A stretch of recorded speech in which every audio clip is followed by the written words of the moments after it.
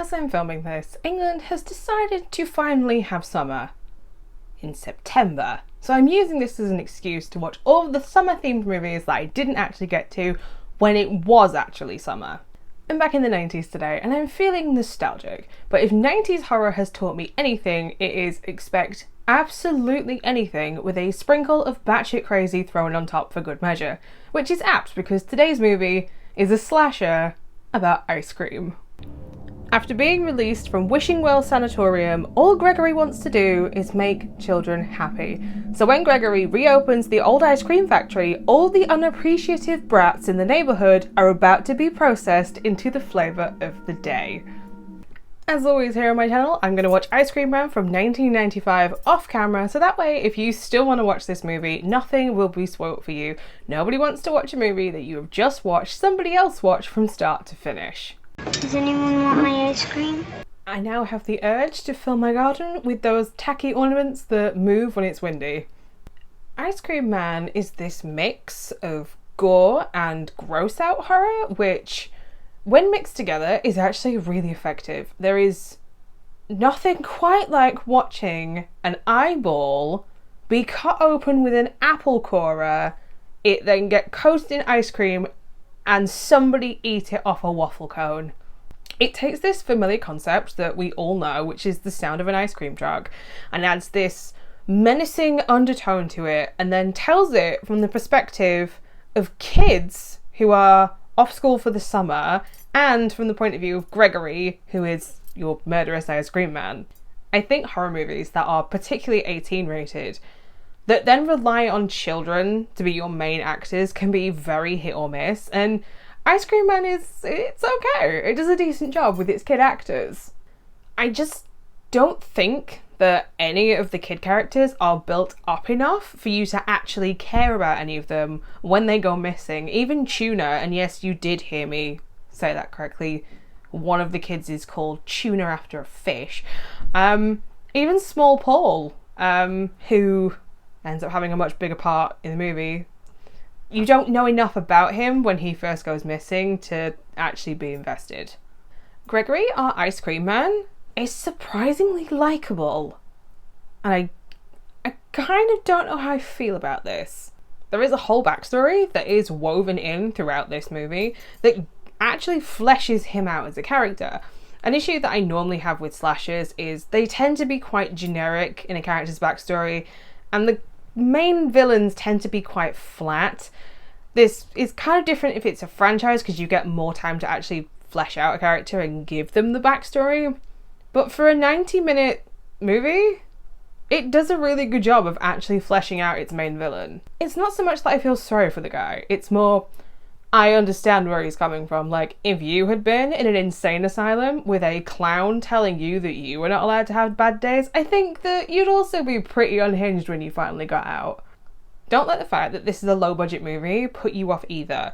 The fact that this was a $2 million movie, it actually uses its budget really well, particularly though when it comes to its special effects.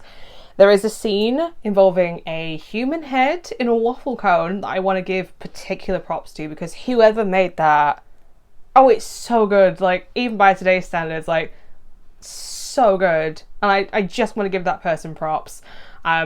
Same for the soundtrack as well. The person that made the soundtrack for this movie, it is just childlike enough for it to be really creepy in its undertones, and the fact that it is used pretty much from start to finish. There are very few moments of silence, complete silence in this movie.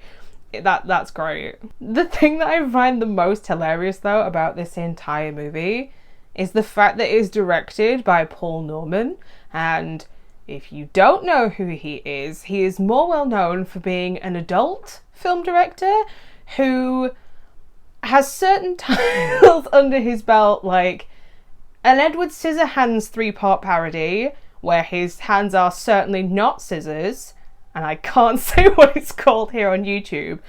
And it's even better when you know that Tim Burton has actually seen these movies. And they squirted too. It was all right. Now I need to bring this up because I think if you know this going in, you will better understand the vibe that this movie is going for. In adult parodies, the assumption going in is that you already know the source material prior, which is why they can then take it and run with it and push it so it then borders on absurdity and weird and bizarre. In this movie, the assumption is that everybody has done the normal thing of buying an ice cream from an ice cream truck, and the absurdity comes from everything else. The plot does feel like two parts though. There is the part with Gregory and the kids, and then there is a part with the police investigation that comes into it from about half an hour in. And this is the bit that I didn't like. The part with the police investigation, it keeps taking you away from the part of the movie where all of the action and the plot is. The kids are already doing their own investigation into what happened with their friend and trying to avoid the menacing ice cream man, which is played by Clint Howard, by the way. So that is the much stronger part of the movie.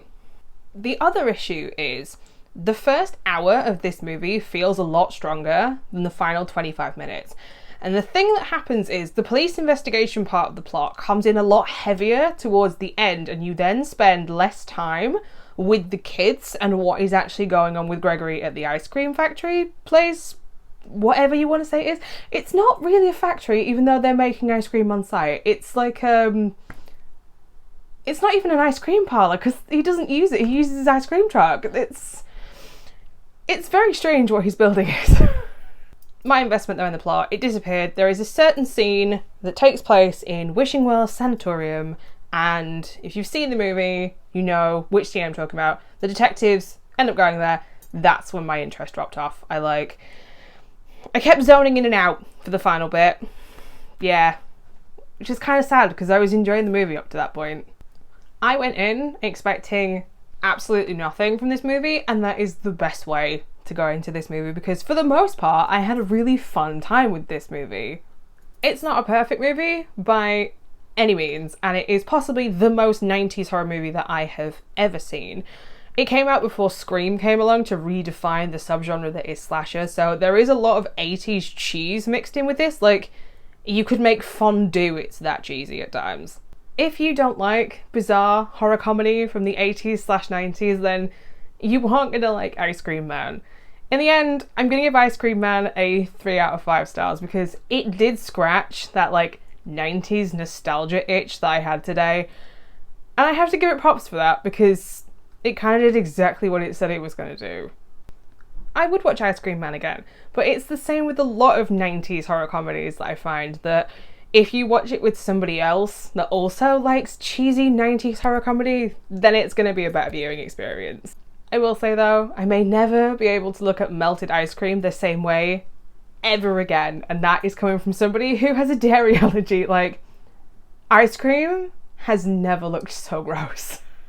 So there you have it, my initial thoughts and my opinion on Ice Cream Man from 1995. If you have also seen this movie, I would love to know what your thoughts and opinions are down in the comment section down below. I will be back on Monday with another brand new horror movie review, and if you want to know everything that I watch, not just the things that I post here on YouTube, you can find me over on Instagram. So until next time, bye!